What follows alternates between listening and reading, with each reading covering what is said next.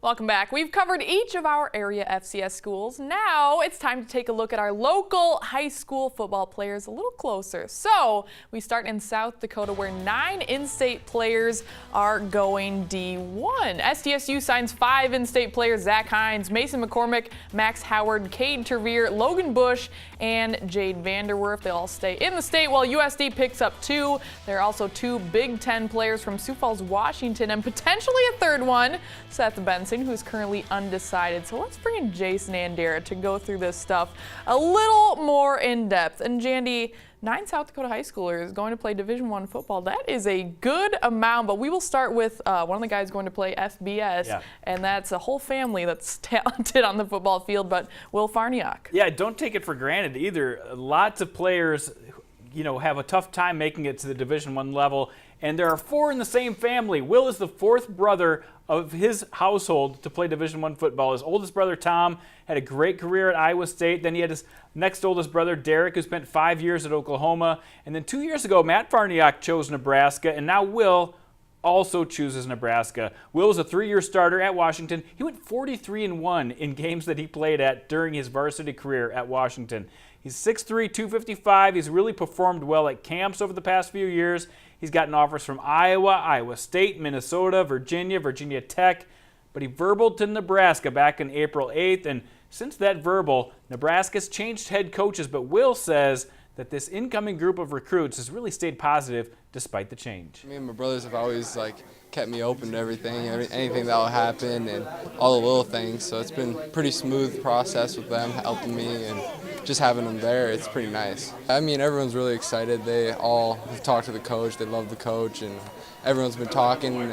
We have group chats that we always talk in, and everyone seems to get along together really well. And everyone's really excited to get this rolling and be there and be with each other. And yeah, everyone's just really excited about this. So Will makes it official. He's going to join his brother to be a Husker down in Lincoln. But another FBS signee, Brock Walker. What can you tell us about him? Well, Brock is another member of this stellar Washington Warrior Championship group.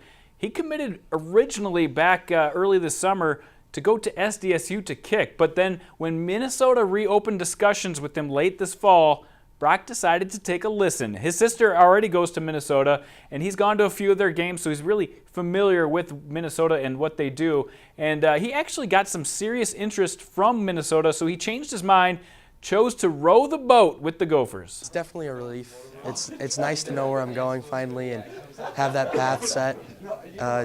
It was up and down here and there, but it's good. It's good to be done.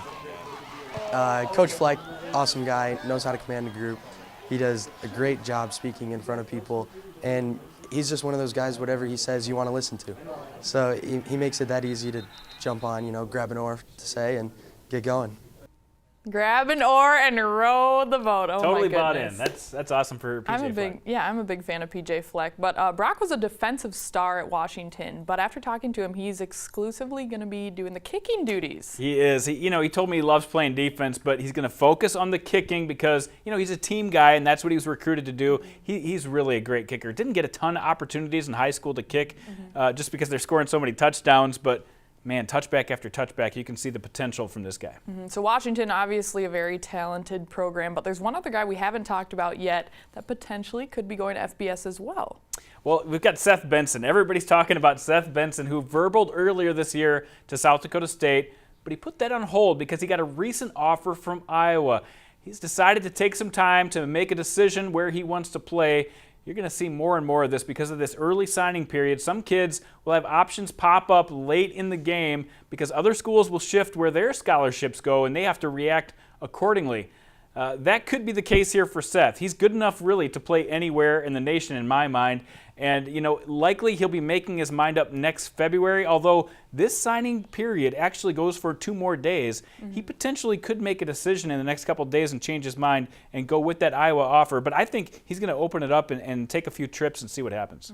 All right, well, speaking of Washington, still on the Sioux Falls Washington subject. They have so many talented kids, but let's talk about the in-state guys that are going to South Dakota State, up to Brookings, and we'll start with the big tight end from Sioux Falls, Washington, and that is Zach Hines. Yeah, Zach Hines, he's grown up big time right before our eyes. 6'7" right now, and he seems like he keeps growing. great hands, can run. Personally, I think he has the tools that he could play anywhere. He wanted to in the nation as well. And he's going to have a chance to secure a spot opened by Dallas Goddard next year. Let's hear from Zach. I mean, it's just an amazing feeling just to be official and have the recruiting process just officially over and just to finally be a Jackrabbit. I mean, it was crazy just watching those guys go on that run. And, I mean, didn't end up how they wanted it to, but furthest they've ever gone in program history, and I'm just excited to join it. And I gotta say, a lot of my friends are giving me some crap for saying Sioux Falls, Washington. They said it's just Washington. It is just Washington, but we are a regional program. We are a regional program. Sure people know it's Sioux in Falls, Sioux Falls, Washington. Yeah. Well, not all the recruits that are going Division I are from there. We have some talented players from Brandon Valley, so let's talk about them. Future Jacks in Max Howard and Cade Tervier for the Lynx right now. Two great high school football players. Max, a big-bodied offensive tackle. He can really move people. He's about 6'8", so he's going to have to continue working on his leverage to really improve his pass protection. And then you've got Cade Tervier. He's one of the best defensive players ever to come out of Brandon Valley, and that is saying a lot. I mean, we just had Andrew Sorensen a couple years ago, who was a very, very solid guy coming out of Brandon. This guy's right there with him. Great motor, great nose for the ball. He got interest from these two schools, but he decided to take a preferred walk-on opportunity at South Dakota State. So here's Max and Cade on their decision to play at SDSU. I have a lot of family connections there. Both my parents went there, my sisters went there, my entire family went there, and I've been seeing all their football games since I was a little kid. So I just had a lot of connections there. Really, where they are positioned right now with the semifinal, getting to the semifinals this year, to see where they're headed to and where they're facing towards in the upcoming years is really exciting. Talk to other recruits' parents or players' parents. They always say that the program is what it looks like. They all care for you. They all want the best for you. Some other programs will just clean the front of the house, just to make it look like to come in, but on the inside it's not. It's dirty and stuff. But I think it's true at State. They all really care for you. There was D2 schools, Augie, Mankato, and Winona, and I just felt like my abilities were good enough to go to South Dakota State and play up at the higher level.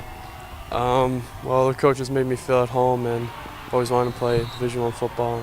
Felt like it was a good choice, and my family and I thought it was a good choice as well. All right, so excellent news for those two from Brandon Valley, but there's also a lineman from Roosevelt that's heading north to Brookings. Tell us about him. Yeah, an early commit here for South Dakota State. Mason McCormick, a very versatile lineman. He can play pretty much any position up front. He follows Austin Bowen from Roosevelt up to SDSU from last year. And remember, FBS transfer Grant Schmidt, also from Roosevelt, will be playing at SDSU next year. So potentially you could have 3 linemen on the line next year at SDSU who are from Roosevelt playing together. Mason really landed on that D1 radar when he put up some impressive measurables this summer. I hit 225 for 19 at the Rigs Combine, and that kind of opened some eyes. I got long arms. It's not like I bounce it and do all that. And my 40 and my pros were very good compared to all the other offensive linemen. And then I performed well in my one-on-ones, and they've seen my film, and that's what got me going. Just the atmosphere. I love the football atmosphere and getting after it with a bunch of dudes. And it's obviously the most team sport, and there's nothing like it. You can't have any weak links. Everybody depends on one another, and I really like that. All right, one more in-state signee, and that's a guy from a 9-man school. We've been talking all about the big schools, but Jade Vanderwerf out of Gregory, a 3-time All-Stater. I'll tell you what, Kelly, when the dust settles, I think we're going to look back and say that this guy, Jade Vanderwerf, might be the best of the bunch. He is a tremendous athlete, dominated on defense throughout high school, and is also a very, very good receiver. Time will tell if he gets on the field at receiver, or maybe he shifts to safety or even to linebacker. The plan is to work him out on offense, but if there's a place that you can get him on the field quicker, that might happen. So since my sophomore year, I've been trying to put in a lot of work ever since this last summer. I went to a lot of camps, and I've just been using all those techniques that those coaches taught me, footwork especially, speed, and try to get off a break or something like that. Routes are really key, and I feel like I'm just really coming along, and I'm trying to put that into my game and show that on Friday nights, and hopefully I can show that on Saturday as well. So big day for the Jackrabbits, getting some in-state recruits, but some future Coyotes also for USD from South Dakota. They have a couple going to Vermilion in the future. Yes, they get one of the best passers I've ever seen on a high school football field. Andy McCants, he throws a phenomenal ball and is really football smart. And the best thing about him, he's an incredibly diligent worker, just loves the game of football. But the big question here, Kelly, he's 5'10". Can he play quarterback as a 5'10" guy? I don't know. That's the question. He hopes to put that question to bed just with the total command he puts on the football, but the odds are really stacked against him to play quarterback at that height.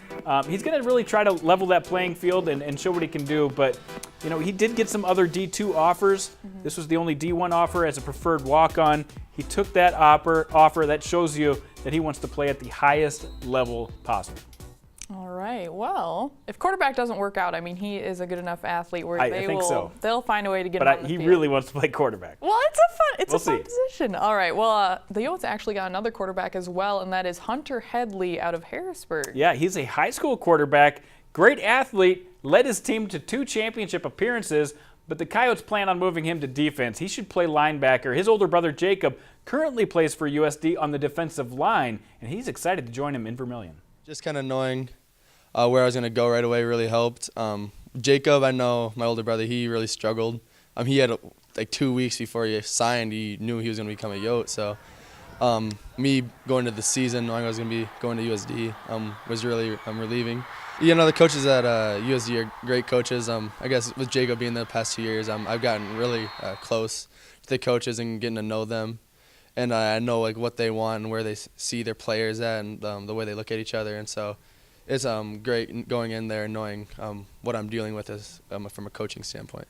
All right, so that's the lowdown from the in-state kids, Jandy. Busy time of the year, but I love it. All these D1 players, well deserving, and the stress kind of subsides a little bit for the next couple months. All right, thanks, Jandy. Coming up after the break, Jody Norstead tells us more about the top gridiron prospects in North Dakota. Stay right here. Midco Sports Tonight, presented by Andera Orthopedics.